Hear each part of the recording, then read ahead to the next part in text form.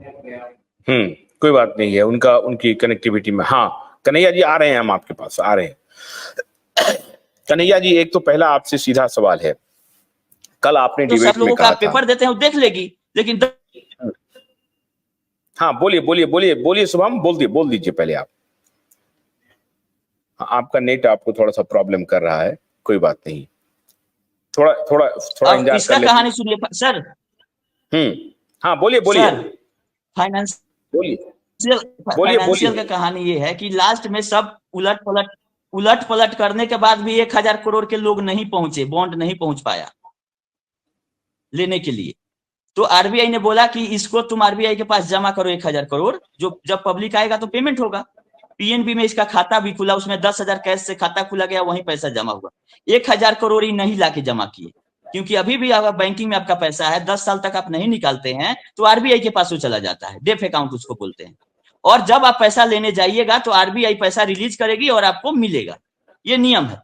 तो 1,000 करोड़ का इनको डिमांड हुआ कि जो सब लाइबिलिटी आप उलट पलट करने के बाद भी 1,000 करोड़ तुम आरबीआई में लाके जमा करो, जब पब्लिक आएगा तो दिया जाएगा। इन्होंने नहीं जमा किया, और उसके अगेंस्ट में जो डिपॉजिट था, जो उसके अगेंस्ट में इन्वेस्टमेंट था, उसको भी सहारा से भी में जमा करने के लिए 94 करोड़ का बेच दिया इन्होंने, रूल को तोड़ते हुए। जब सुब्रत राय सहारा जी जेल में गए, फाइनेंशियल का 94 करोड़ का एक प्रॉपर्टी, क्योंकि जो पैसा आया जहां गया है उस पर आरबीआई का राइट है, तो वहां पे डाइवर्जन हुआ, जिसके चलते अब लास्ट में वाइंडिंग अप का नोटिस दिया है आरबीआई ने कि वाइंडिंग अप करेंगे, जो एसेट तुम्हारा है उस सेल करके वो 1,000 करोड़ रिकवरी करेंगे। तो वाइंडिंग अप के अगेंस्ट में सुप्रीम कोर्ट गई है कि मत करो, इसको चलाना नहीं है, लेकिन वाइंडिंग अप होगा तो 1,000 करोड़ देना पड़ेगा। इसलिए वो रोकने के लिए सुप्रीम कोर्ट पहुंची हुई है, जिसकी सुनवाई 24 तारीख को होनी थी, लेकिन डेट टल गई है और 4 फरवरी को चली गई है सारा फाइनेंशियल की। उसमें इनको काम नहीं करना है, ना लाइसेंस चाहिए, केवल 1,000 करोड़ वो जो जमा करना है आरबीआई में, उससे बचने के लिए ये कोर्ट कोर्ट घूम रहे हैं और सुप्रीम कोर्ट में पहुंचे हुए 2019 से 24 आ गया। ये रहा बात फाइनेंशियल का। फाइनेंशियल गया इनके हाथ से, उस समय ये दरवाजा खटखटा रहे थे, कहां जाए जहां की आरबीआई का परमिशन का जरूरत नहीं पड़े, पैसा उठा ले।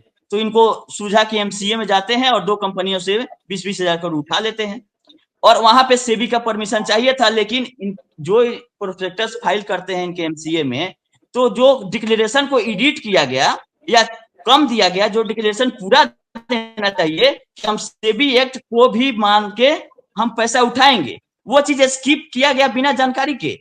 ये बात बताइए, इनको जानकारी था सेबी एक्ट का, लेकिन वहां से वो कंडीशन हटा दिया गया कि हम सेबी एक्ट के अंदर नहीं आएंगे और ये प्राइवेट प्लेसमेंट करके हम पैसा उठा लेते हैं।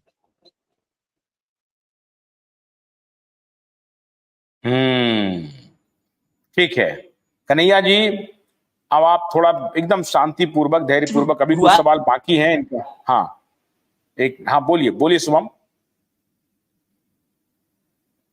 बोलिए तो शुभम। तो तो इंटेंशन ही गलत था, और इनको एस्कीप करना था आरबीआई सेबी आईआरडीए को, क्योंकि यहां जाएंगे तो इनके हिसाब से चलना पड़ेगा। यहां चलता है वन मैन आर्मी, जो कहा वही सही, खाता ना बही, या सुब्रत राय सहारा जी जो कह दिए वो सही। आज जितने एजेंट थे वो भेड़ की तरह, जैसे कि एक भेड़ गिरा सारे एजेंट गिर चुके हैं। और इसमें सबसे बड़ा योगदान है पैसा डुबाने में किसी का है तो सीआरसीएस, सेंट्रल रजिस्ट्रार का है, क्योंकि जो भी आरबीआई से फाइनेंशियल का लाइसेंस था, या सेबी जिस पे रोक लगाई फाइनेंशियल और ये हाउसिंग, 1 रुपया किसी का नहीं डूबा, 15% ब्याज के साथ ये संस्थाएं दिलवा रही है, और सेबी के द्वारा रिकवरी किया गया पैसा ही आज सीआरसीएस बांट रही है। 1 रुपया का रिकवरी सीआरसीएस का को दम नहीं है कि कर ले सहारा से। जो भी पैसा जमा हो रहा है वो सेबी के गाइडलाइन में हो रहा है, और समय रहते ही दोनों संस्थाएं अपना काम सही से किया। लेकिन सीआरसीएस एक कमजोर कड़ी थी, जो कि सुब्रत राय सहारा का ठग गैंग जानता था कि ये कमजोर कड़ी है, इसको पकड़ो, क्योंकि जब तक ये पकड़ में आएगा पहुंच चुके। 8 लाख करोड़ उड़ा चुकी है, अब सीआरसीएस को समझ में नहीं आ रहा लाइबिलिटी कैसे पे अप होगा, और लास्ट में जेल भी डाला। एक बार हम आपको क्लियर कर चुके थे कि वो कंटेम्प्ट का केस नहीं था, रिलीज ऑफ मनी का केस था। पूरे देश में लोग जान रहे थे कि 6 महीना ही कंटेम्प्ट में रखा जाता है, इनको 26 महीना किया कि नहीं, केवल 4 दिन क्या है। उस दिन कोर्ट ने अपना लिखा है कि आर्टिकल 129 129 और 142 का उपयोग करते हुए इनको हम जेल भेजते हैं और मात्र 20 दिन बाद 26 मार्च को इनको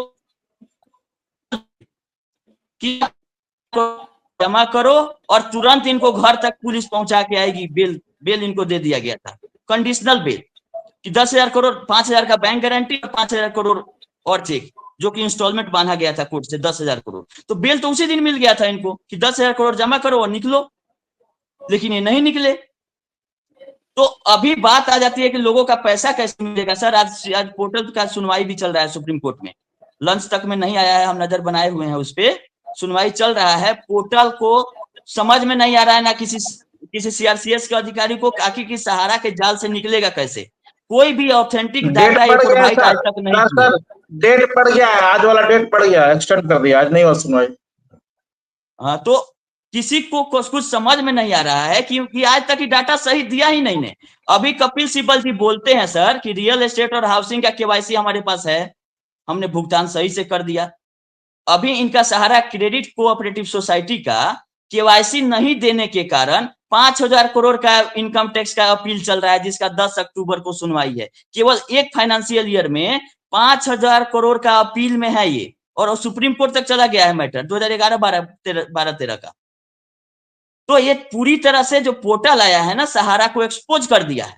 और ये जो 30 साल से जो लेन देन कर रहे थे नियम कानून को ताक पे रख के, वो पूरा देश में एक्सपोज हो गया है। आप जो बोलते हैं कि मैनेजमेंट सामने आके क्या बोलेगा, ये टोटल पैसा सीजेबल है। यहां तो प्रूफ हो गया ना कि 20,000 से ज्यादा आपने कैश में लिया है, जो कि नहीं ले सकते इनकम टैक्स के हिसाब से। और जो अगर ले लिए आप, ये इनकम टैक्स को सीज हो जाएगा।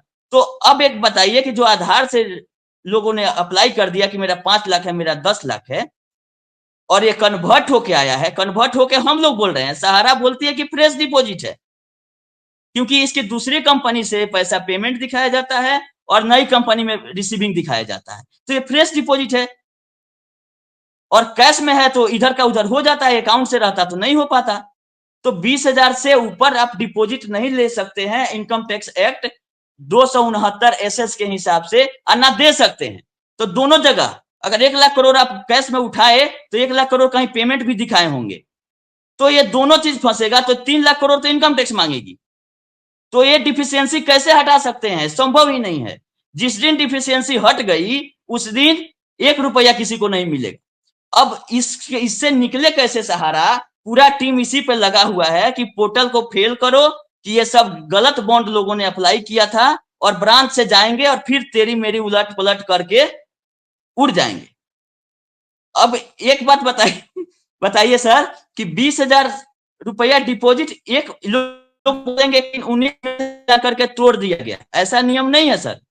नियम है कि जब तक आप 20,000 का पेमेंट आप नहीं कर सकते हैं, आप फैमिली में भी, आप हस्बैंड वाइफ भी लोन के रूप में नहीं ले सकते हैं। हस्बैंड वाइफ भी लोन या डिपॉजिट के रूप में एक दूसरे से 20,000 से ज्यादा कैश नहीं ले सकते हैं। अगर आपको बुक्स ऑफ अकाउंट्स में दिखाना है तो आपको चेक से रूट करना होगा। और इसके पहले एक ही आदमी को 4 बार दिखाया जाता है कि 1 लाख अगर मेरे पास राम से आया तो राम 4 व्यक्ति है, लेकिन राम का आधार तो 1 है, राम का आधार तो बन गया तो 1 है। 10 के पहले तो आधार था ही नहीं, कोई बिना केवाईसी का। अभी आ रहा है सर मैटर कि एजेंटों ने जो आदमी मर गया उसका साइन करके और री इन्वेस्टमेंट कर दिया है। अब इसमें बेल भी नहीं मिलेगा, जो लोग ये किए हैं, और मामला कोर्ट तक जाएगा तो इनको बेल भी नहीं होगा। जो आदमी का डेथ हो गया उसके नाम से डिपॉजिट है, उसका सिग्नेचर है, उसका अकाउंट ओपनिंग फॉर्म है सहारा के में। केवल सुब्रत राय सहारा का गलती नहीं है, ये ऊपर से नीचे तक वो तो करते गया, उसको खाली पैसे से मतलब था। बाकी नीचे वाला लोग को ये भी नहीं पता था कि स्टाम्प किस कंपनी का लगेगा, क्योंकि आज तक ये सहारा इंडिया जानते हैं, और सोसाइटियों पे सहारा इंडिया का स्टाम्प लगा हुआ है, जिसको हम लोग बेस बना के और सहारा को ही घेर रहे हैं कि सहारा इंडिया का स्टाम्प लगा तो उसमें पार्टी सहारा इंडिया पार्टनरशिप फॉर्म को हम लोग बना रहे हैं कि एज ए गारंटर इन्होंने अपना सील लगाया है। और हम लोग ये जान रहे थे कि सुब्रत राय सहारा, ओपी श्रीवास्तव इसमें पार्टनर है, तब हमने पैसा दिया, क्योंकि सोसाइटियों के बॉन्ड पे सहारा इंडिया का सील क्यों लगा, ये बताइए। वही सील लगा के लोग अप्लाई कर दिए हैं और वहां से रिजेक्ट हो रहा है कि सील आपका गलत है। गलत नहीं है, सहारा इंडिया पार्टनरशिप फर्म का ब्रांच है और वो गारंटर है। देनदारी सहारा इंडिया पार्टनरशिप फर्म से भी रिकवरी होनी चाहिए, जो कि सहारा इंडिया पार्टनरशिप फर्म से ही सारा पैसा रूट हुआ है। और अभी भी सहारा इंडिया पार्टनरशिप में 38 जीएसटी सर है, हर एक स्टेट में जीएसटी इसका एक्टिव है और काम हो रहा है, और कोई पब्लिक की लायबिलिटी डायरेक्ट नहीं है। और इसमें भी पार्टनर सारे बड़े लोग हैं। सोसाइटियों में जाइएगा तो जो भी बड़े बड़े लोग थे वो अपना पल्ला झाड़ चुके हैं, और जो रेंटेड डायरेक्टर और जो भी इनके मेंबर हैं वहां पे हैं, उनको पता भी नहीं होगा कि डायरेक्टरशिप में क्या क्या करना पड़ता है। तो पोर्टल आने से बहुत बड़ा बवाल होने वाला है देश में। और सारी एजेंसियां, हम तो एसएफआईओ को बोल रहे हैं कि पार्टी बनाइए, कि आप अगर जांच कर रहे हैं तो आपका 4 साल हो गया जांच करते हुए, जब सारा प्रॉपर्टीज का बिक जाएगा तो आप रिपोर्ट दे के क्या कीजिएगा? आपको तुरंत आना। ईडी अगर जांच कर रही है तो अगर डाइवर्ट